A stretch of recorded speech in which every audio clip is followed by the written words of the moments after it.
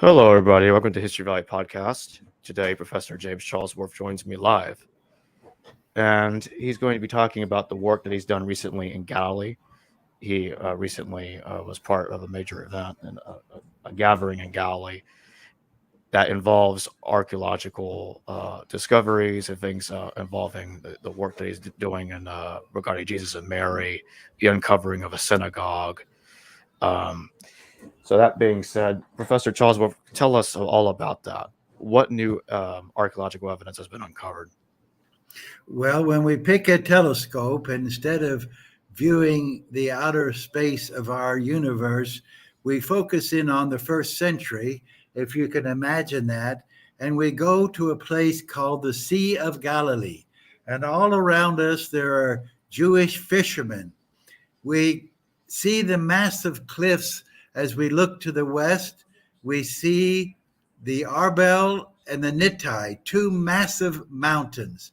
There's a valley between them, and we can find a road. We found a road from the time of Jesus, and that's how he would have come from Nazareth to Migdal. He was at Migdal for some time. No one can tell how long. I would suggest at least a year, maybe more. And then he moved north and east to Capernaum. And we have found a synagogue in Capernaum beneath the synagogue that everybody sees, and it's from the first century. And we have found the house of Peter, in which Jesus gathered his disciples and taught. Now, that's a little ahead of Jesus. When we go back to Jesus, he's just come through the ravine, and we can see the stone walkway or roadway that leads into Migdal. Now, the question is, where did he meet Mary Magdalene?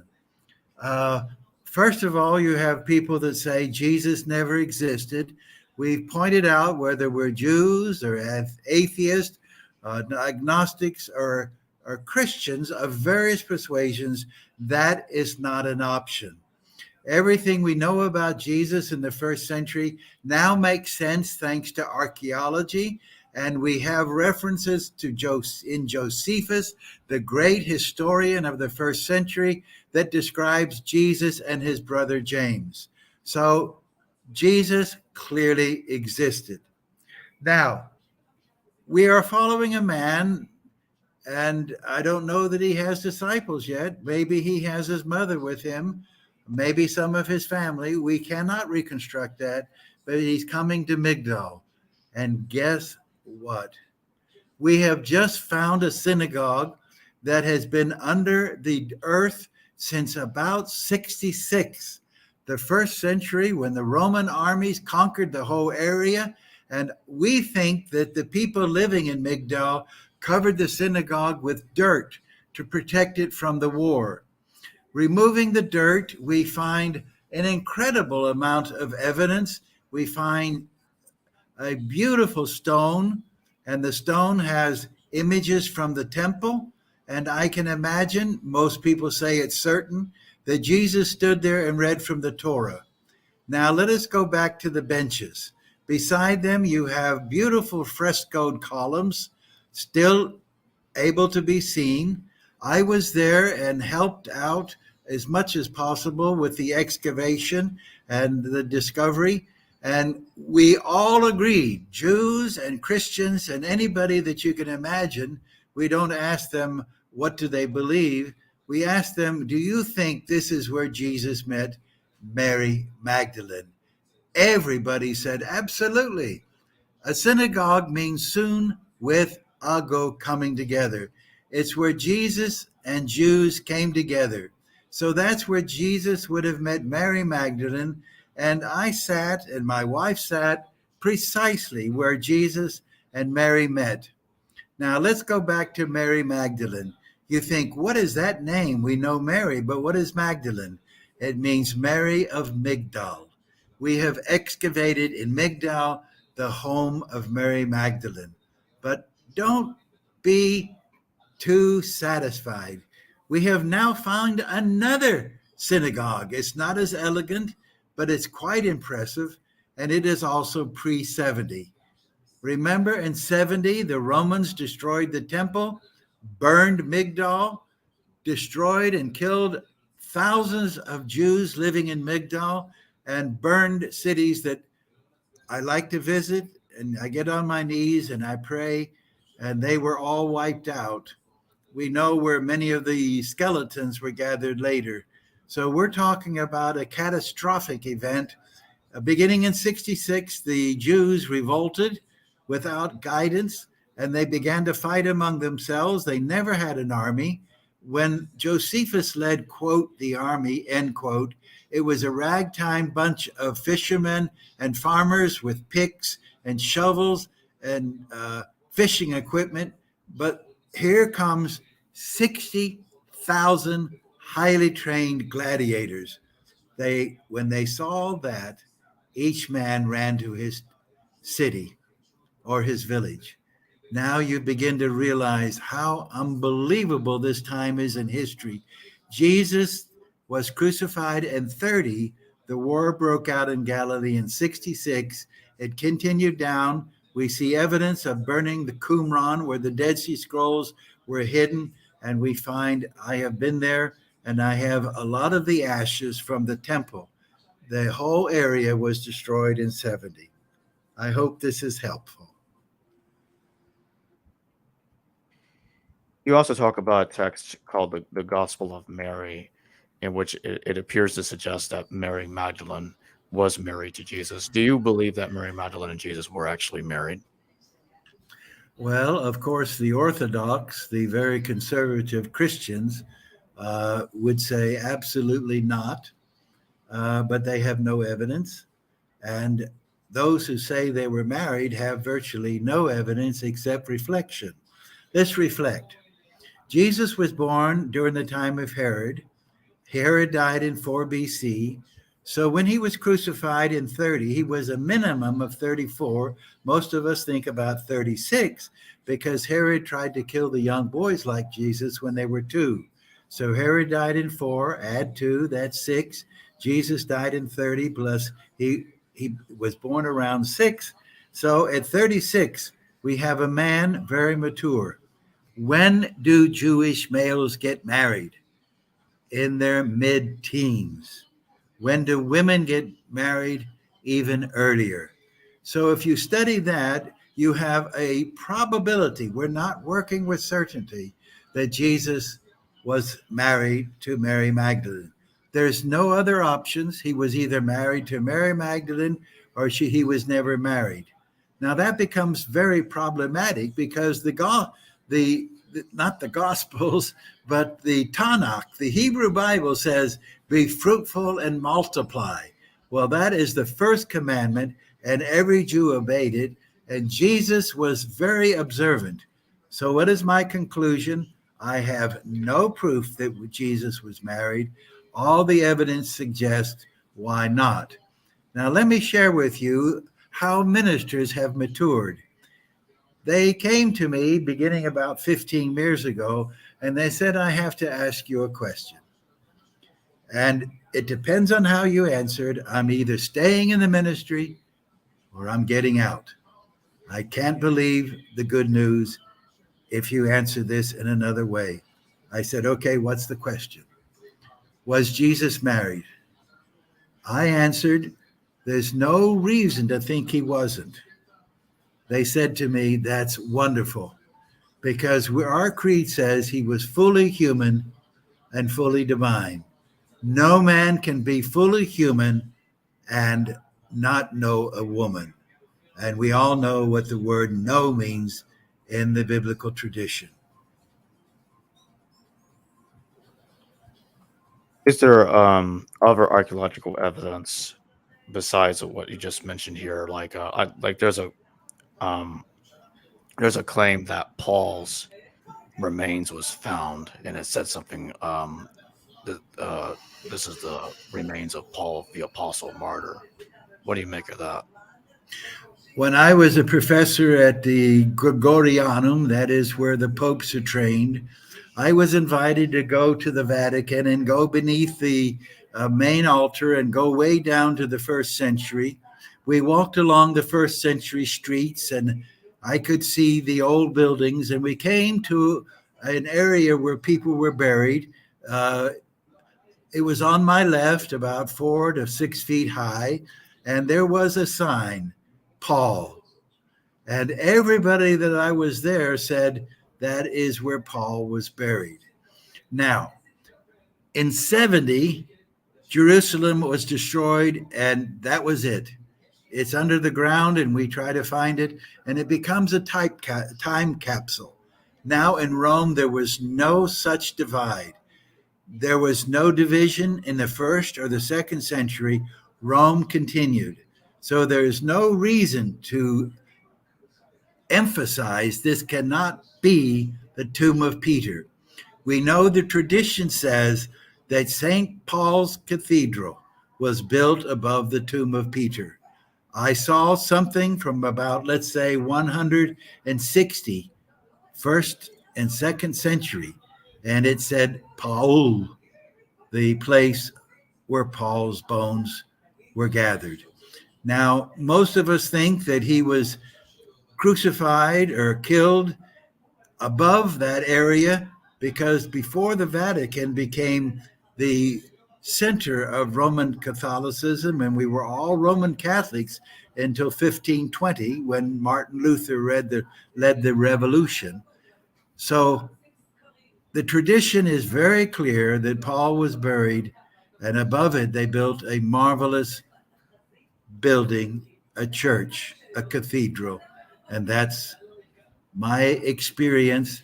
And I have no doubt I found and was shown where Paul was buried. Paul died in the late 80s, 60s during the Jewish War. He was in Rome. Yes, you're absolutely right. The Jewish War continued from 60 to 70, but if you include Masada, it would be 73, some think 74. But Paul was crucified, not crucified, I keep thinking that. Peter was crucified upside down. We think a little before Paul, and then Paul, being a Roman citizen, was beheaded. Now, I have been taken down into the prison where the tradition says Paul was hidden and placed. He was a Roman citizen, and the early tradition that we have is that Paul was, his head was cut off because he was a Roman citizen. And Paul says, I think it's in Galatians, that he was crucified in Christ. What do you think he meant by that? Well, Paul is absolutely certain he saw Jesus. He was a persecutor of the believers that Jesus was the Messiah. And he was standing there when Stephen was stoned. Can you believe this? The first martyr was Stephen, and he was stoned by the Jewish authorities, and Paul was standing there. Now, you can argue that Paul was in charge of it. You can say that he was there, but he didn't throw a stone. Obviously, Paul was behind this, but maybe not in charge of it. Then Paul is going to go to Damascus. And on his way there, he says, I saw a brilliant light. And the light said, I'll speak English, Paul, Paul, why are you persecuting me? He fell to his knees and he recognized this was Jesus the Christ. He became blind according to our stories and our histories and goes to Damascus, and he becomes the great apostle to the Gentiles. Now he's wrecked many times. He's stoned. He's thrown into prison. In Ephesus, he fights the beast. I have written articles that he was a great athlete and had been in some of the major games leading up to the Olympics. So he was quite something, and he had been suffering greatly. When he talks about that he was crucified like Christ, it's a metaphor. He has suffered like Christ, and he's willing to suffer even unto death. And he did die for his faith. And I hope that people can believe so strongly that they're willing to die for what they believe. I can't imagine anything more meaningful, especially for those of us that believe this is a preparation for eternity. In 1 Corinthians chapter 1, when Paul says, you either follow me, you follow Cephas, or you follow James, or you follow Apollos or John's, he said something like that, or you follow Christ. How do you interpret that? Because the way I read it, it looked like that Paul was saying there are believers in Christ, but also didn't follow him nor the other church leaders in his time. Very clearly, Paul is referring to divisions within Christianity. Christianity is taking shape. Cephas group are those that follow Peter. Apollos was a brilliant scholar from Alexandria. We know virtually nothing about him, and there are people that follow him. Then you have people that follow Paul, and they began to fight among them each other. Here are some of the debates. Should we observe Shabbat? That is, Saturday is the holy day. Or should we look to another day? At the end of the first century, the shift was from Shabbat to Sunday, the first day of the week. Why? Because that's when Christians believe God raised Jesus from the dead. So you have the shift already in the first century, in the last decades, though, between worship on Sunday and worship on Shabbat, Saturday. Now, they also argued about circumcision. Paul believed you don't have to be circumcised.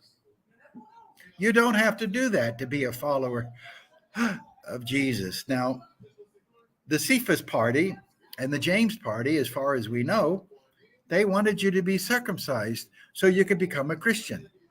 That is, you have to become a Jew before you can become a Christian. Paul said no. Now, the vote of historians is quite clear. If Paul had not won it, there is no way Christianity would have become the world religion. Now, maybe people don't know what circumcision is. It refers to a man. Now, a man below his waist, he has a protrusion. I don't want to mention the name.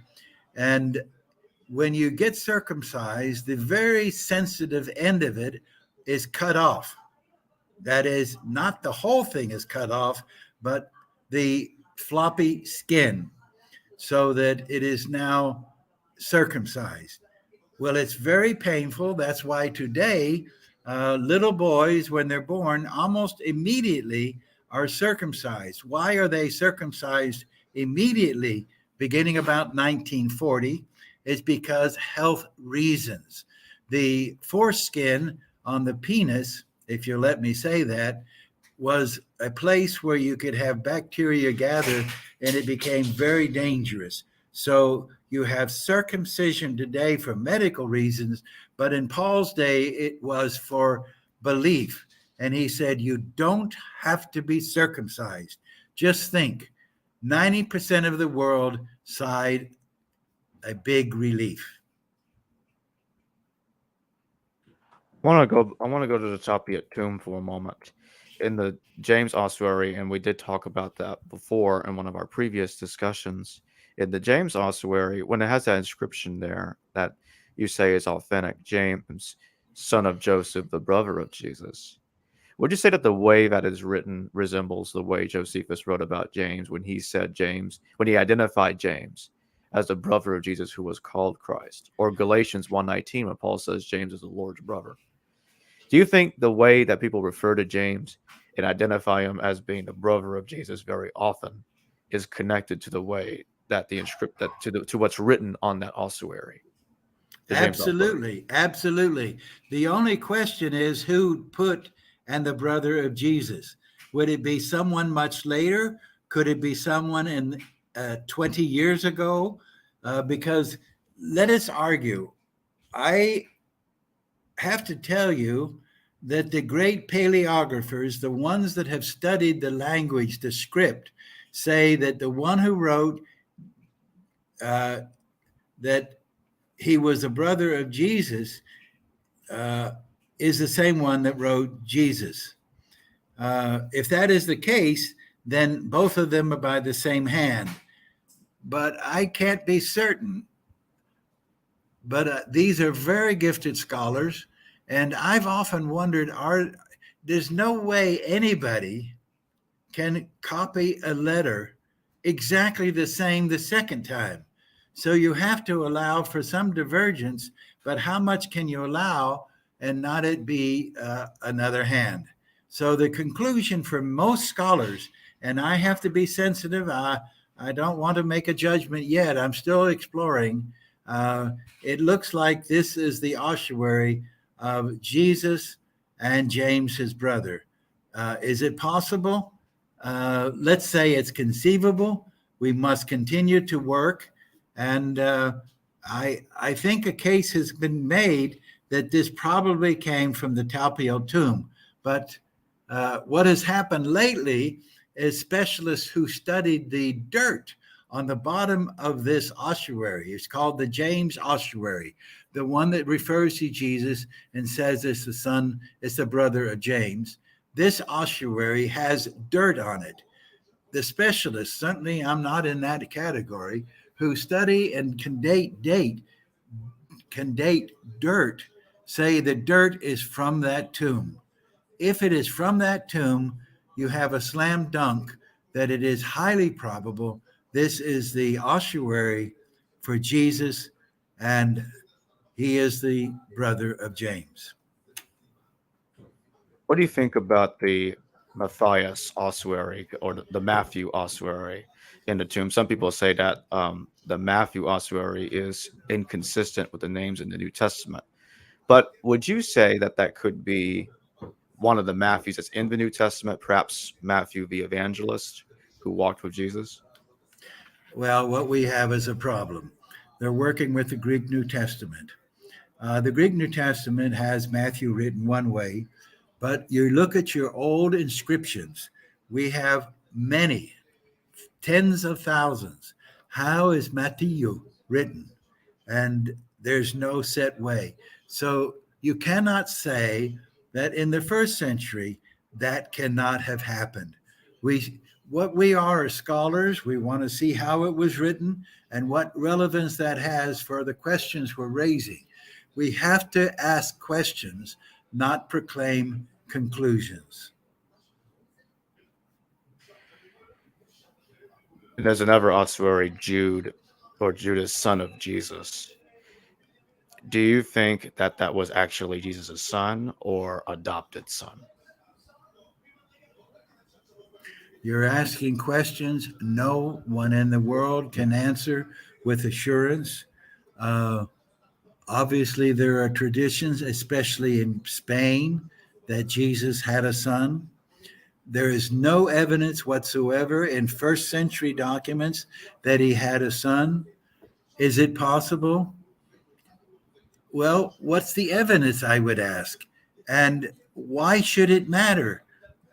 I would say for a Christian, it would be wonderful if we had evidence that Jesus had a son and that his lineage continued. But on the other hand, I can understand people that say he was preoccupied all the time with proclaiming the power of God and the coming of God's kingdom. That is absolutely certain. Now, we get to all kinds of questions, and we talk about one at the beginning. There are many people that say Jesus cannot have had sex with a woman. Others replying, then he cannot have been a real man. He could have not have been fully human. I stay out of this debate. I'm looking for evidence rather than opinions. There's a character in Acts of the Apostles, and I remember asking this question to Dr. Charles Pellegrino, the co-author of the I think it's a book called The Jesus Family Tomb. He co-authored that with Simca Jacobovici. And the question I have for you, it's the same question I have for you, is in Acts, there's a character called Elymas. He was a charlatan or a magician that Paul and him got into an argument over Sergius Paulus, the consul, one of the Roman consuls. And Elymas was referred to as son of Jesus. What do you make of that? One of the most popular words today or names are James or John. In the first century, one of the most popular names is Jesus. This has led many specialists to say that Jesus cannot be Jesus. That is, there are too many other people named Jesus. I think that is as fraudulent, misleading. Jesus was called Jesus, Yeshua, if you want his name, Yeshua, Jesus, which means basically he shall save. But if Jesus was called Jesus, then maybe a reference to Jesus can be not to these thousands of other people called Jesus, but to Jesus. But what are our criteria? What are our reasons? And what is our purpose? I leave it for people to continue to debate this, and I'm not convinced that he is the son of Jesus in any way. There were many magicians, especially coming from Samaria, and we know about them not only in Acts, but in the many compositions, documents, and gospels that appear in the New Testament Apocrypha. That is a collection of gospels and testaments, epistles, and apocalypses that were not included in the Christian collection. We have only 4 gospels in the New Testament collection. We have more than 15 outside. Now, what are your criteria for dating them and for assessing their importance for Jesus and his time? You begin to realize that we cannot start with Christian dogmatics. We must start with careful reflections, archaeologically, historically, and working as closely as possible with people who do not have closed minds. We have a question here from Christopher Malloy. Thank you for the $2 super chat. His question is Longinus, Caesar's assassin or Jesus' lancer? Well, we'd all like to know. That is, what has happened is that the questions people ask presuppose that we have infinite knowledge, infinite documents. If we look at the Dead Sea Scrolls, people say, look, over 1,000 manuscripts we never knew about. But I think we have maybe 10% of the writings that were put into the caves. We'd have nothing from Jerusalem. It was all burned. And then Rome is burned. What are we working with? We are working in the darkest areas of history without a flashlight. And I hope the metaphor makes sense, because it takes me 12 years to train a scholar. He and she has to know Hebrew, Aramaic, Syriac, Coptic, Greek, Latin, and some other languages. And then he has to begin to learn handwriting in all these. Then he has to visit the places and learn the topography. It's taking me 50 years to begin to grow and realize we must be very inquisitive and not answer a question that we have no way of answering. What do you make about the nativity stories in Matthew and Luke's Gospels? Many people will say that Luke's nativity story contradicts what's in Matthew.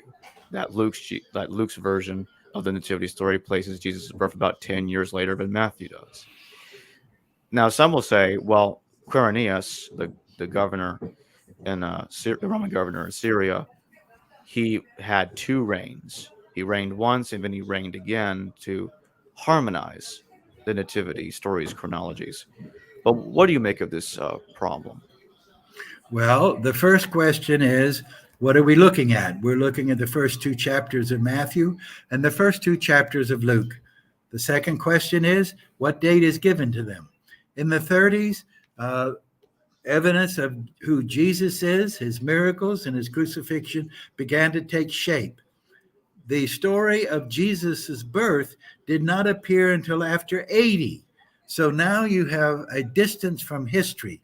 No one should try to harmonize Matthew and Luke in any way. Matthew has his sources. Luke has his sources. Matthew wants wise men at the birth. Luke wants shepherds. Luke wants humility and common people to be emphasized. Matthew wants kingship and royalty to be emphasized. So you can see the subjectivity comes in. Where was Jesus born? Many scholars conclude Bethlehem, but our recent work on Bethlehem, although there's mounting evidence of Nazareth, Jesus was never called Jesus from Bethlehem. He was always called Jesus, the one from Nazareth. Now, what we have learned is there was a massive migration, let's say 10 or so years, maybe even 100 years before Jesus, from Bethlehem and Judea to Galilee and to Bethlehem. So when we excavate in Bethlehem, and I've done it for many months, we find evidence of people that came from Judea. So it is quite possible that Jesus is from Judea, but he was born in Bethlehem. Jesus was from Judea and was born in Bethlehem, but grew up in Nazareth. We should be open to the possibility he was born in Bethlehem, but remember that is a confession. He is a son of David. David is from Bethlehem, so it's a proclamation. To say that Jesus is from Nazareth is very early tradition, and it's not reflecting confession. So I leave that to you and to our readers. I will not lead the discussion because I used to know exactly that Jesus could not have been born in Bethlehem, and the evidence is now amassing that that is still conceivable. Reverend Sean, thank you for the 15 shekels. Liren says, thank you, Doctor, for your work in uncovering the history of Israel, and also for coming on the show and sharing it with us here. Well, I think it's the most exciting thing to do. We all take Jesus and Christianity seriously. No one, not even the Pope, claims to understand everything, but we all affirm that someday we will have another life. It won't be identical to this one, and we will walk the streets with Jesus. And I hope most of us are there walking and will hold hands and will say, now we know fully. And that is exactly what Paul is saying. Then, now we know partially, that's what Paul says. But then, after our resurrection by God, we shall know fully. Do you think I know fully? I've tried to make it clear. I've spent 50 years and more, certainly much more than that. It goes back to 1958 when I began to be very serious. Well, that's a long time ago, and I've studied in many universities, maybe 10, taught in others, and have probably explored the Holy Land more than anybody that lives in this land. I learned that from them. They said, I never had time to go visit all those places. So I'm asking questions. I really know, as Paul said, only in part, but I know who my master is, and I do believe the experience of him, God, and the Holy Spirit many times in my life. How do you look at the genealogies that show that Jesus descended from King David? Matthew has his own version of it, and Luke has his own version of it.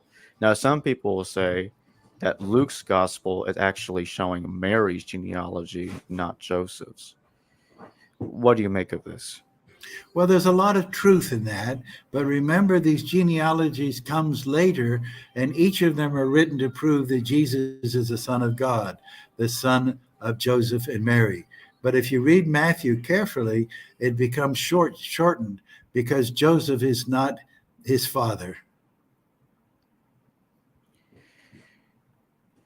So you do think Jesus descended from King David? Well, that's what both of them are arguing.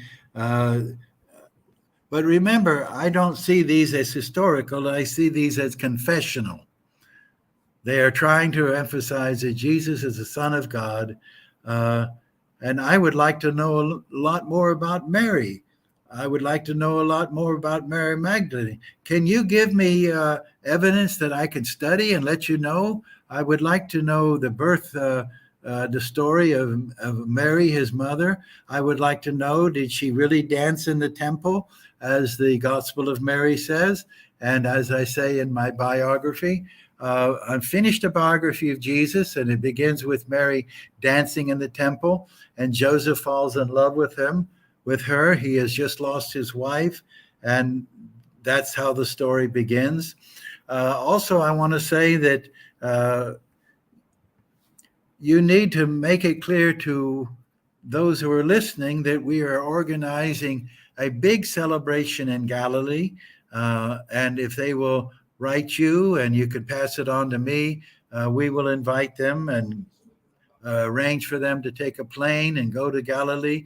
We'll see where Mary Magdalene and Jesus met. We'll see synagogues. We'll see areas that Joshua burned. We'll see Jericho. We'll see Qumran. We'll go up to Jerusalem, and I'll show them where David and Solomon are buried. I just found that out in the last year. And then we'll see the temple and a stone that is almost 600 tons. It put there by Herod's builders. So I hope you join us, and it will be next summer, so they have plenty of time to save up their pennies. And I have a person that can help them go there, and it's going to be a big event, a big music event in Galilee. And during that time, I will take them and show them what they're interested in. I'd definitely like to go. So yeah, then next summer, that's plenty of time. That's a year. So just send your name to Jacob Berman, and he'll get it on to me, and I'll get it to the organizers. They'll do everything, and all you do is get on the plane, and you're taken care of. Thank you. So final question. There are some scholars that talk about this text, and I know you talk about it too, Joseph and Asenath. Some people think that Joseph and Asenath is a pesher, a comparison of the Old Testament Joseph and Asenath as an expression of Joseph and Mary, the New Testament Joseph and Mary. So some people think that the Joseph and Asenath story is actually the story of Joseph and Mary. What do you think about that? Well, that is the hypothesis of Simcha Jakubowicz, one of my very dear friends and one of the most famous filmmakers. I have edited Joseph and Asenath. I've read it in Syriac and Greek. It's a very interesting story. It is indeed about Joseph and how powerful he was. What I can say is that maybe Jakubowicz has seen what some early Christians saw. Why would they spend their life copying this text? Maybe they saw Joseph as the forerunner of Jesus' father, Joseph. And of course, that runs into a lot of questions. Was Joseph Jesus' real father? The New Testament makes it clear, no. But that is maybe irrelevant. Could this be a masquerade for the story of Joseph and Mary? I think that's possible from some early Egyptians.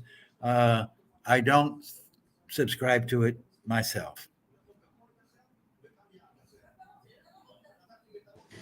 All right. Well, thanks for joining me once again, Professor Charlesworth. I thank everybody in the audience who participated and the super chats. And I'll see all of you later. Thanks. And all the best to each of you as you continue your search and question and visit the synagogues and worship in the churches and read your Bibles and just sit there and look at the sunset and said, Alfie, what is this all about? Hello, viewers. Thanks for watching this video from the History Valley YouTube channel. Please don't forget to subscribe and hit the notification bell. And if any of you wish to further support this channel, please consider checking out this channel's Patreon page and becoming a patron, and or donate through PayPal or through Super Chat during a live stream.